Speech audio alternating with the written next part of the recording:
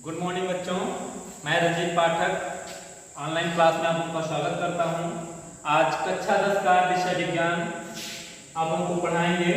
और जैसा कि पता है कि विज्ञान 3 भागों में डिवाइड होता है, फिजिक्स, केमिस्ट्री और बायोलॉजी। तो बायोलॉजी जो खंड खा के अंतर्गत आता है उसको हम पढ़ाएंगे आप लोगों को। इसका टॉपिक फर्स्ट जो है वो जैव प्रक्रम लाइफ प्रोसेस है। ठीक है बच्चों, मैं आप लोगों को ऑनलाइन पढ़ा रहा हूँ। आप लोगों को किसी भी प्रकार की कोई प्रॉब्लम हो तो आप कमेंट के माध्यम से, मैसेज के माध्यम से मेरे पर्सनल व्हाट्सएप नंबर पे अपना विचार व्यक्त करके, अपनी समस्याएं व्यक्त करके उसका समाधान ले सकते हैं। तो टॉपिक को हम शुरू करते हैं। जैव प्रक्रम, जैसा कि जानते हैं जीव विज्ञान क्या है कि विज्ञान की वह शाखा जिसके अंतर्गत जंतुओं एवं वनस्पतियों का अध्ययन किया जाता है। ठीक है, तो जैव प्रक्रम में क्या है कि इसके अंतर्गत मेनली पोषण आता है। क्या आता है? पोषण। तो सभी जीवधारियों की जो मूलभूत आवश्यकताएं होती हैं वो एक तरीके से संश्लेषणात्मक और विखंडनात्मक तरीके से इस प्रक्रिया में जैव प्रक्रम के अंतर्गत होता रहता है। ठीक है, तो इसमें सदैव ये प्रक्रियाएं क्या होती हैं, चलती रहती है, संश्लेषणात्मक और विखंडनात्मक। अब जैसे संश्लेषणात्मक में क्या होता है कि हम कोई चीज संश्लेषित करते हैं, और विखंडनात्मक का मतलब क्या होता है, टूटती रहती है। तो हमारे शरीर के अंदर ये जैविक प्रक्रियाएं निरंतर क्या होती हैं, चलती रहती हैं। और ये प्रक्रियाएं कब तक चलती रहती हैं, जब तक उस जीवधारी की मृत्यु ना हो जाए। तो मेनली जो आपकी जैव प्रक्रम है वो 2 भागों में बटा होता है। हम देखते हैं इधर उपचयी क्रियाएं और अपचयी क्रियाएं। ध्यान दीजिएगा कि मनुष्य के पोषण के लिए उसको कार्बनिक और अकार्बनिक भोज्य पदार्थों की आवश्यकता होती है। तो उस टॉपिक पे हम आते हैं कि कार्बनिक और अकार्बनिक भोज्य पदार्थ में इसको कैसे बांटा गया है। जो पोषण है, तो पोषण में 2 चीजें आती हैं, अपचयी और उपचयी। उपचयी क्रियाएं और अपचयी क्रियाएं, एनाबॉलिक और कैटाबॉलिक। तो ध्यान दीजिएगा, एनाबॉलिक क्या है, जैसा कि मैंने इंडिकेट कर दिया है आप लोगों को, सरल से जटिल। इसका मतलब है कि ऐसे भोज्य पदार्थ, ऐसे कार्बनिक पदार्थ जो सरल कार्बनिक पदार्थ जटिल कार्बनिक पदार्थ में संश्लेषित होते रहते हैं। ऐसे कार्बनिक पदार्थ जो सरल से जटिल की ओर संश्लेषित होते रहते हैं, उपचयी क्रिया या एनाबॉलिक कहलाते हैं। ध्यान दीजिएगा बच्चों, इसका उदाहरण क्या है, क्लोरोफिल जो प्लांट्स में होते हैं वो इसकी वजह से प्रकाश संश्लेषण क्रिया होती है। तो इसमें क्या आता है, प्रकाश संश्लेषण। क्या आता है?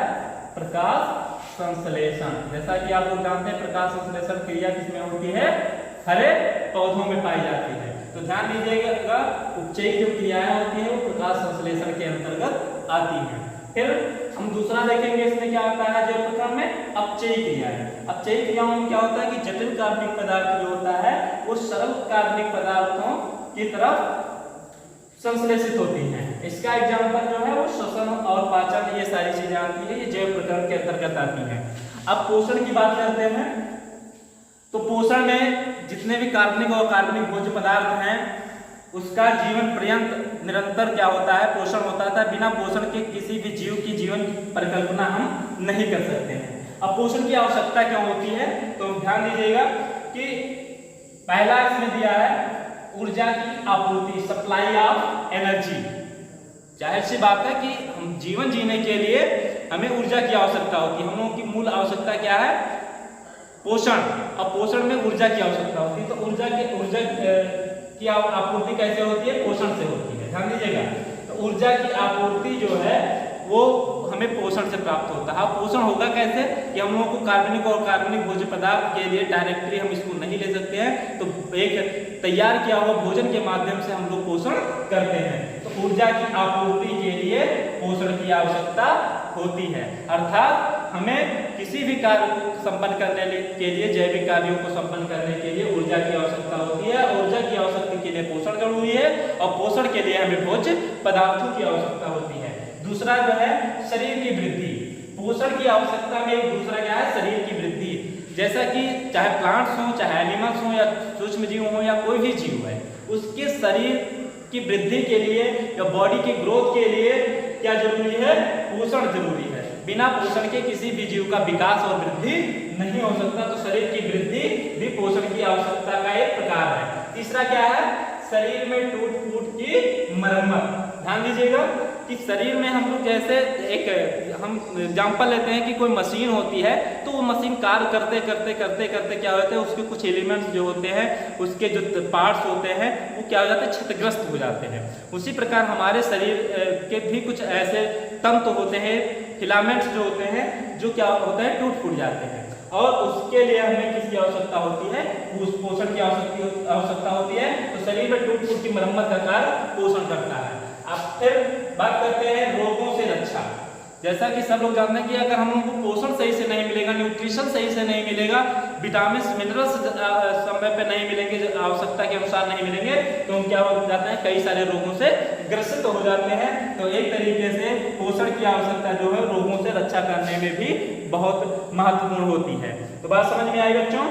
ऊर्जा की आपूर्ति, पोषण की आवश्यकता में पहला ऊर्जा की आपूर्ति करता है, दूसरा शरीर की वृद्धि करता है, तीसरा शरीर में टूट फूट की मरम्मत करता है, चौथा रोगों से रक्षा करता है। अब ध्यान दीजिए कि मतलब पोषण में क्या क्या चीजें आती हैं। तो इसमें बहुत सारे विटामिन हो गए, vitamin C, vitamin B, vitamin B12, ये सारी चीजें आती हैं। उसके अलावा कुछ खनिज हो गया, आयरन हो गया, कैल्शियम हो गया, मिनरल और सारे मिनरल्स हैं। और इसके अलावा कार्बोहाइड्रेट हो गया, वसा हो गया, प्रोटीन हो गया। जैसे इसमें दिया है ऊर्जा की आपूर्ति, सबसे ज्यादा हमें ऊर्जा की आपूर्ति किससे मिलती है, कार्बोहाइड्रेट या प्रोटीन से। किससे होती है, कार्बोहाइड्रेट से सबसे ज्यादा मात्रा में हमें ऊर्जा प्राप्त होती है। और इसके साथ साथ में वसा, ये भी ऊर्जा हमें प्रदान करती है।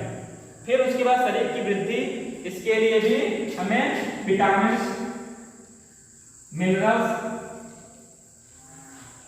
विटामिन ए, डी, मतलब और जितने टाइप्स के विटामिन हैं, इन सब की आवश्यकता होती है। कुछ खनिज तत्वों की भी आवश्यकता होती है।